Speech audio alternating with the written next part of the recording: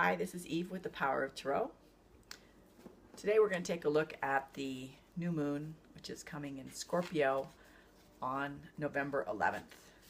We're going to take a look at what that new moon is going to bring us. So let's shuffle the cards. We'll put the energy of this new moon, which is going to happen in Scorpio on Wednesday of this week. Put some energy into the cards and take a look at what this new moon cycle is going to bring us. New beginnings, good time to set an intention for the coming month. And as winter approaches, it's a good time to kind of go within a bit. Okay, we're going to take a look with our shining star spread here.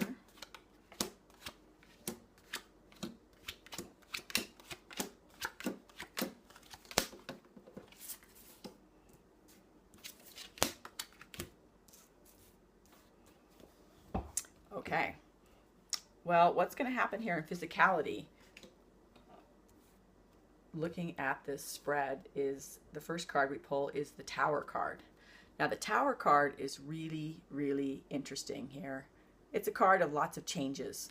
Some people get concerned about seeing the Tower card in a tarot spread, but the Tower card is specifically about things changing quickly. It can be cataclysmic because things are becoming deconstructed, but specifically it's about things just happening really fast. So in physicality, we're going to see lots of changes quickly, and sometimes the abruptness of those changes can cause us a little bit of angst, but it's all changes for the better, because at the top of this spread we see the Seven of Coins card, and here's the Seven of Coins. It shows some these fellas there working at things. It's a success card.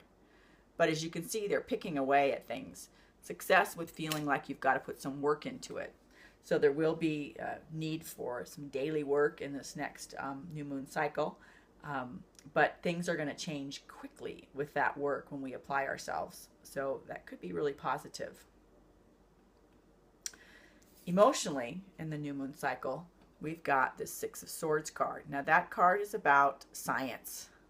And you can see that two people in there planning things out, and Spirit oversees with that big bird in the card, oversees everything, and the portals are there to enter new dimensions and to enter new things, and those dimensions will be entered through the use of spiritual nature, but also through two beings coming together, or two factions or two groups coming in together and figuring things out in a logical way, having a meeting.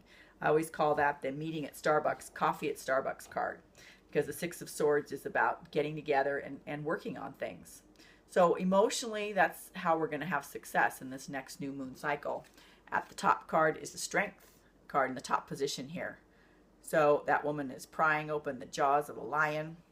She's kind of got it dialed there for sure. So we will draw upon great emotional strength with this cycle. So that's great. It's really super positive emotionally. Going to garner a lot of strength. Part of that strength is going to come through having a meeting with some other being or someone else in order to enter new realms. Very cool. So, how we use our mind. Our first card here to take a look at is that Five of Batons. That is the Strife card. As you can see, those two guys in there are going head to head and toe to toe. Sometimes it's a little bit like doing battle, but doing battle for the competitive and the fun of it, but it is very serious. But the outcome is success. But we're going to be doing some battle mentally in this next cycle. And Scorpio is a pretty deep sign, so that doesn't really surprise me. But there will be a good outcome. So if things get a little dicey mentally, as far as some conflict within yourself, and it could be battle with someone else, another person too, another being. Don't be surprised. You'll make your way through it. So the other side, we've got this Nine of Swords energy here. That's a self-cruelty card. So that's something, when that fear comes up, it's a fear of self-cruelty, but it's a tendency to beat oneself up. So to overthink things, to rethink things in the past. Oh, it's the coulda, woulda, shoulda. I could have done better. The card of the perfectionist. So that tendency will come up in your mind during this cycle. so that you can let go of it. There will be a tendency overall, sort of organically with people, to be looking at perceived mistakes. And it's perceived mistakes. It's not mistakes in the past. So when you start to step into that energy mentally, what you want to do is just say, hey, I don't need to be here. Be like a permeable membrane as you walk your path. That energy comes in front of you, that fear of the doubt, and let it just pass right on through you. Don't be like a sponge. So you always have a choice with those fears. You can let them hang out and work you, or you can release them. And the whole purpose for them to come up is to learn the art of releasing them. So some tasks mentally are coming up in this Scorpio new moon. Spiritually, we have the Fool card at the bottom of spiritual position. There he is with his little hobo sack, skipping merrily off on his new path. So that's the card of new directions. And it's new directions with much less emotional baggage. So good new directions spiritually are in the card, so to speak, for us here in the Scorpio moon. The Empress card comes up at the top. There she is. So she is like the version of a female shaman. Very, very feminine. She has a halo around her head on this card. And also the initiate, so learning about the female aspects of shamanic powers. That's the new direction that we're going to head off in the Scorpio cycle. So that she plays off of that Fool card. They go back and forth.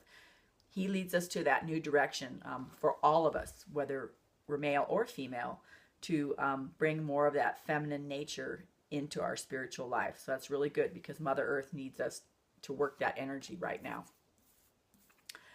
Our outcome cards, we've got in the middle of our spread, we've got the Four of Cups here. That's the emotional luxury card. So feeling very much surrounded by love. And there's lots of people in that card, so it can be love from many directions. So that's a wonderful outcome.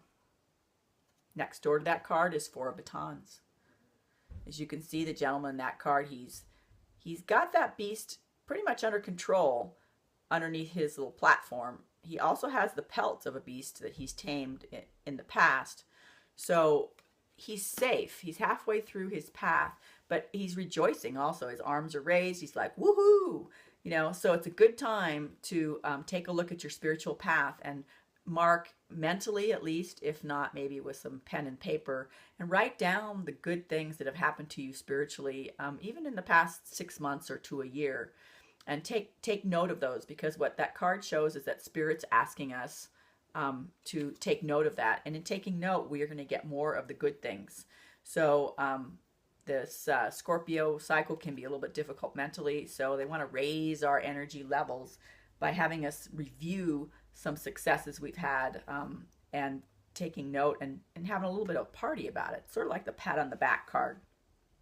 Those two outcome cards are crossed by our final outcome card. It's the Four of Coins.